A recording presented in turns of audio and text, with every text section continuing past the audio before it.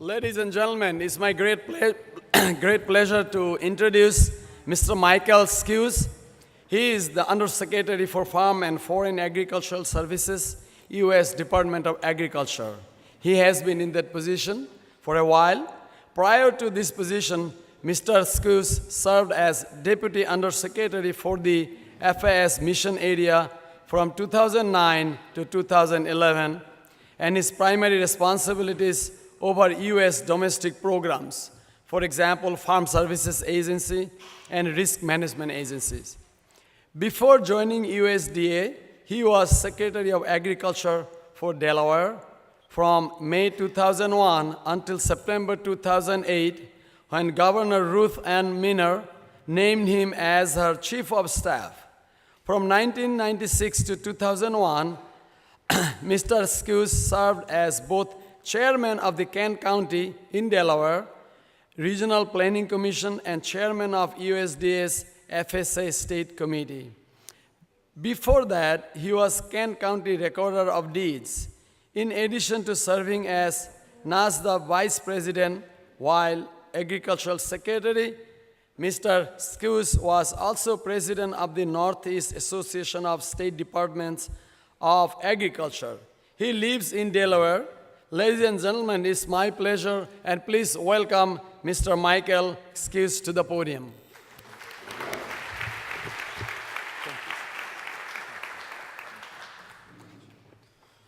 Well, thank you very much. Every time that intro is read, it sort of, I think, leads people to believe that I can't hold a job. I've had an opportunity to do a lot of things. I don't know how good I was at any of them, but at least I've had an opportunity to do many things throughout my life. The one thing that is not that's not part of that, the one thing that I personally am most proud of is the fact that I am a farmer. Come from a family farming operation.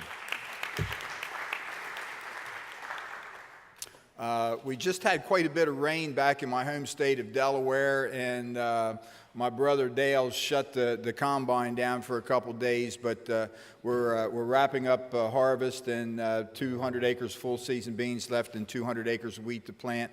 But fortunately, our yields have been at or near all-time highs. So my little brother has done an outstanding job of carrying on the farm without me while I travel around the world. You know, good evening, and I want to thank you for the invitation to be here. And I am pleased to be here because the topic of post-harvest loss prevention, it is one that is critical not just to us, but the entire global agricultural community as we strive to sustainably feed a growing world population. You know, last month in New York City, as was mentioned earlier, Secretary Vilsack announced the first ever U.S. National Food Loss and Waste Reduction Goal, a commitment to cut food waste in half in 15 years. Our newly announced national goal complements the United Nations Sustainable Development Goals, which includes a target to reduce global food loss and waste by 50% by 2030. It's clear that high levels of food loss and waste, an amount which the Food and Agricultural Organization of the United Nations estimates is 30% of the global food supply, strain our ability to sustainably nourish our growing population while also safeguarding our very precious natural resources. In the United States, food loss and waste is estimated at around 30% of our food supply. To put that into perspective, that means that an average American family of four leaves about 1.2 million calories uneaten every year, worth about $1,484. For a family of four in America, that's the equivalent of throwing out approximately 2 months' worth of groceries. And our new food loss and waste reduction goal demonstrates that the United States' commitment on global food level to getting wholesome food to people who need it, protecting natural resources, cutting environmental pollution, and promoting innovative approaches for reducing food loss and waste is a must. Our philosophy, though, at its core, is very simple. Let's feed people, not landfills. Good governance can facilitate market development and public sector investments in market infrastructures. Efficient, well-functioning markets lay the foundation for food loss prevention.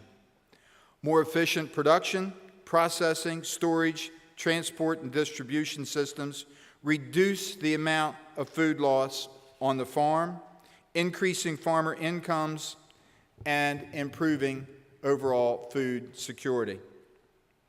Markets that are highly diversified can deliver the largest benefits to producers and consumers. With differentiated marketing options, for example, the highest quality potatoes in a field might go to a fresh market, a different quality to a frozen product, a different quality to a canned product, and a different quality may even go to a powdered good, and then even a lower quality can find its way into an animal feed. More options can mean less waste and also higher incomes for our farmers around the world. New, innovative ways to connect farmers with markets when variations in quality and quantity leave farmers with excess product. For example, if a farmer has too many small potatoes, he or she, for their regular buyers, we help to build flexibilities into the markets and increase their marketing opportunities.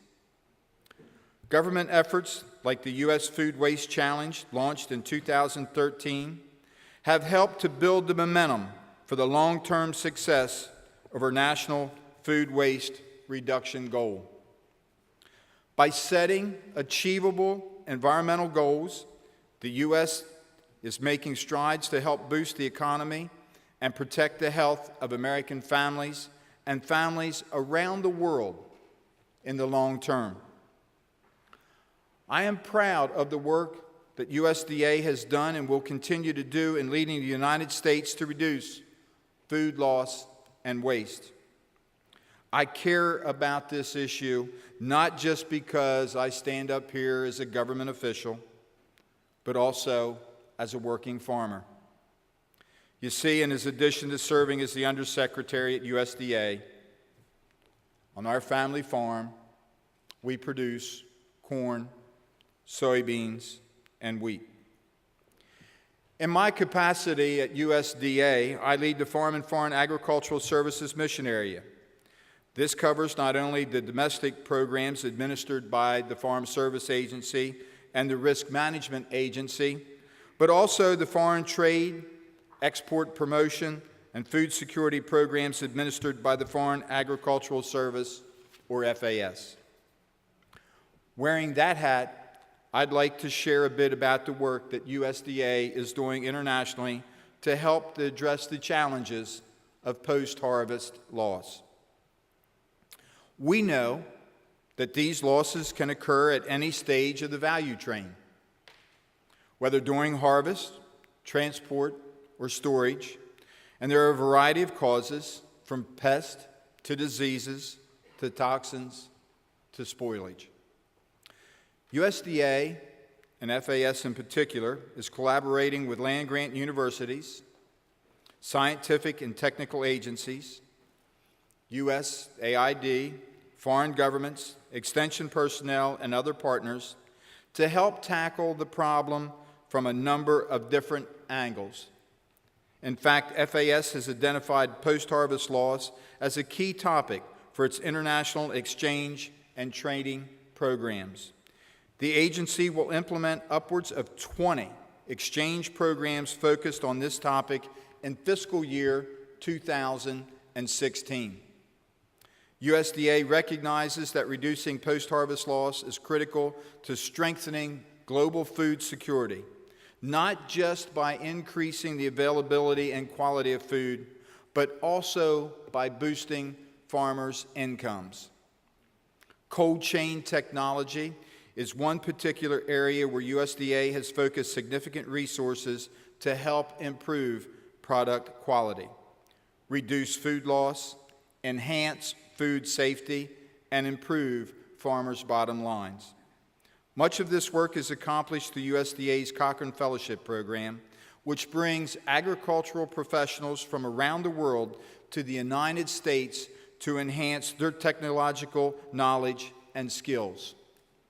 USDA-supported training focused on cold chain improvement has yielded tangible results for the South African grape industry, the Indonesian shrimp industry, and produce growers in Guatemala and Costa Rica, among others.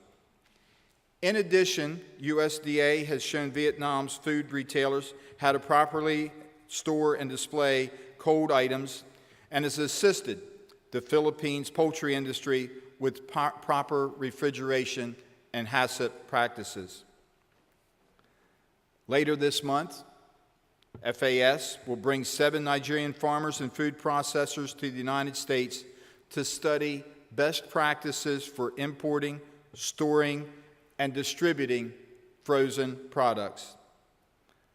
Like the many hundreds of other fellows we've trained over the years, these individuals will be able to take their newfound knowledge back home to make improvements in their agricultural systems, and in this case, to help reduce post-harvest loss.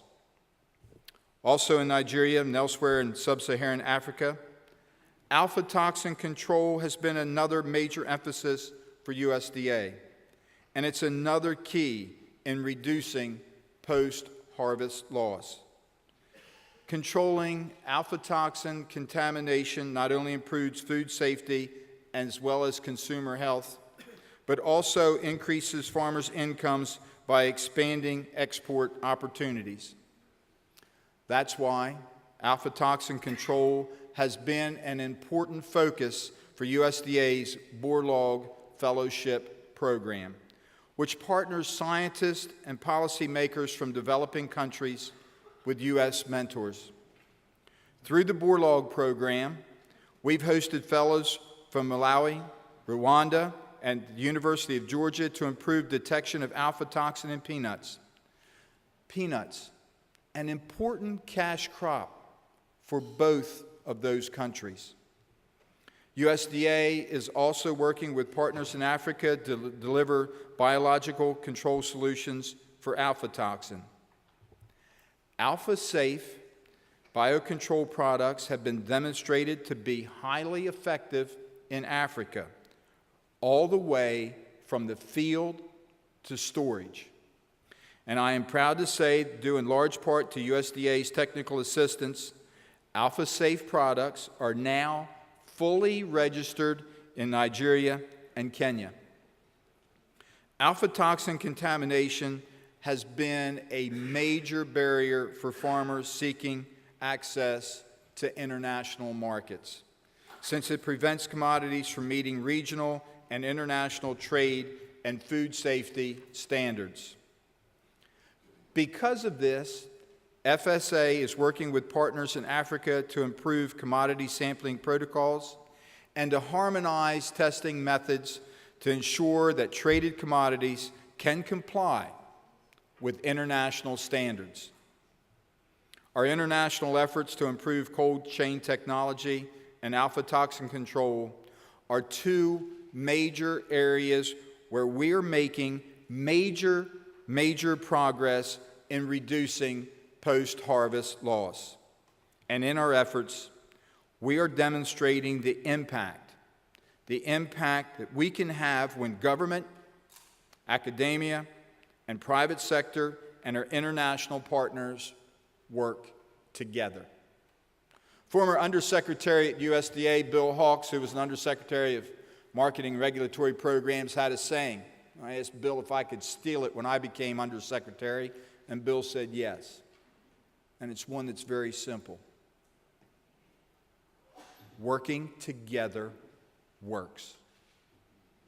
And by all of us working together, all of these groups, there is nothing that we can't solve. Let me close by saying that we are focused like never before on ensuring that we meet the food security challenges of the future. With the potential gains to the food supply, reducing food loss and waste is a key component of this effort. And I can think of no better conference, no conference that has more meaning to the world and to the future and alleviating hunger than what you have done here. And I'm very, very proud to be part of this. And I personally want to thank you for all of your work, hard work for the future of humanity. Thank you very much.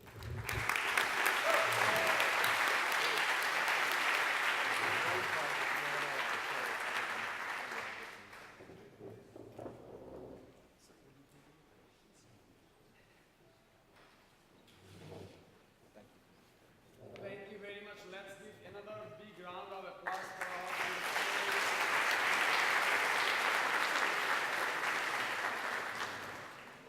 So right now, our poster session is open. So please, all those poster presenters, go and hang your posters. And right in few minutes after that, we are going to open our cocktail party. Thank you, and you all have a good rest of the day. We'll adjourn after that and get back tomorrow morning right here, right before 9 o'clock. Thank you.